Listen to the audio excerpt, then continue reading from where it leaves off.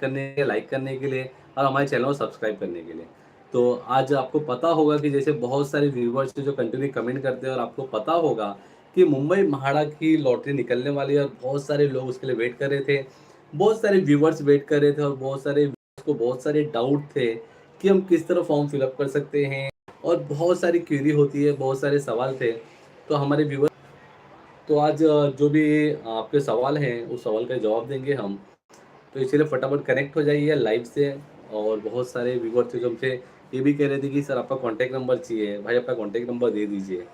तो आज हम लाइव पे आपका क्वेरी है उसको सॉर्ट आउट करेंगे और आपको बहुत सारी चीज़ें बताने वाले हैं। जो लॉटरी निकलने वाली है उसकी आपको तैयारी किस तरह करना है, क्या-क्या तैयारी करनी पड़ती है अगर हमें म्हाडा का फॉर्म फिल अप करना है और फॉर्म फिल अप करने के लिए क्या-क्या दिक्कतें आती है और जो चीज़ अगर हम स्टार्टिंग से ही सॉर्ट आउट करते हैं तो हमें आगे दिक्कत नहीं देखने मिलेगी। तो आपको तो मैंने पहले ही बताया रहेगा कि आपको फॉर्म फिल अप करने के लिए आपके जो भी डॉक्यूमेंट हैं, आपको सारे डॉक्यूमेंट रेडी कर लेने हैं। और डॉक्यूमेंट में आपको जो मेन चीज़ चाहिए होता है वो आपका डोमिसाइल और इनकम सर्टिफिकेट या आपका आईटीआर ही मेन होता है, बाकी सब डॉक्यूमेंट तो आपके पास अवेलेबल होते हैं। अगर कोई कास्ट में आता है या कोई अदर रिजर्वेशन में आता है तो उस समय पे उनको वो डॉक्यूमेंट ज़रूरी होता है। और जो कास्ट में आता है उसको कास्ट वैलिडिटी लगती है। तो आप अगर कास्ट में आते हैं और कास्ट में फॉर्म फिल अप करना चाहते हैं, तो आपको अपना कास्ट वैलिडिटी प्रिपेयर कर लेना है, कास्ट वैलिडिटी बनवा लेना है, क्योंकि आपकी कास्ट वैलिडिटी आपको लगेगी उस समय जब आप फॉर्म फिल अप करेंगे।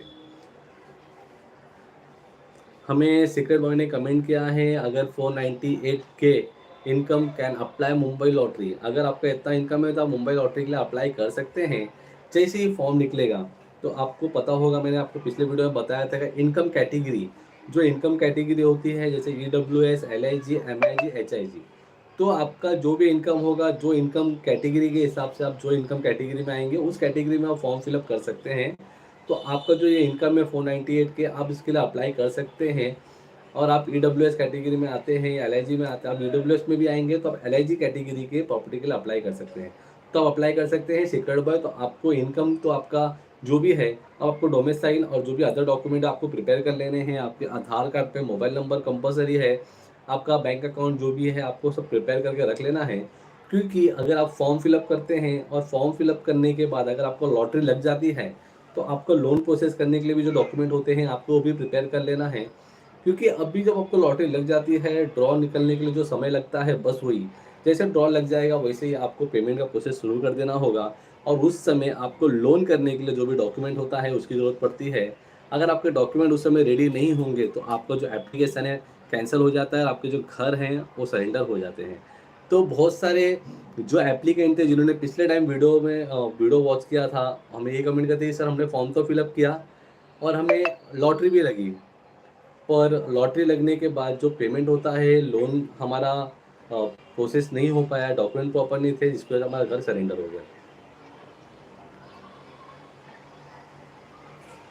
तो वो सारी चीज़ें हैं जो आपको ध्यान देनी है।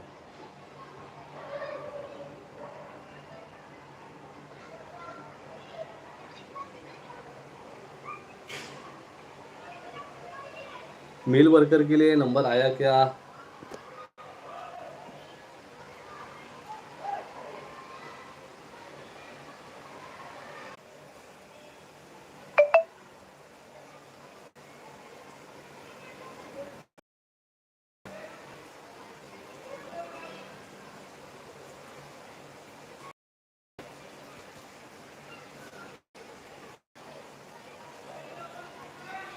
बारिश के कारण नेटवर्क इशू सॉल्व हो जाए, नेटवर्क प्रॉब्लम ठीक हो जाए।